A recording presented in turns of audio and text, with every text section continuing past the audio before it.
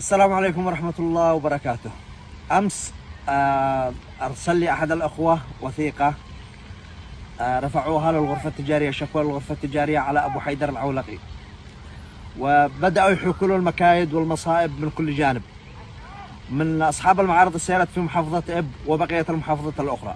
أبو حيدر العولقي ما قطع رزق حد. أبو حيدر العولقي لامس قلوب الناس ولامس قلوب البسطاء وخلي العالم كلهم يسوقهم. أنتم الطمع قتلكم والجشع لسنين طويلة. الرجل هذا يعمل له قولته بقاصي بعد السيارة ويخلي العالم كله تسوق.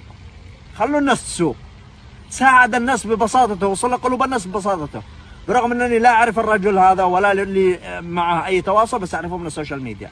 إنسان بسيط حاله حل نفسه، يطالب الله نافسوه بالسوق، وقولوا خلوا الناس يسوقوا، نافسوا، جيبوا أسعار منافسة لأبو حيدر العولقي.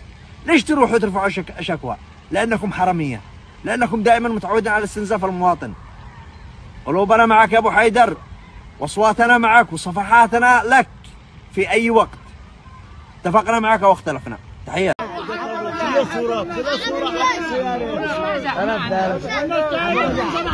بعد اوه كم زحمه. ها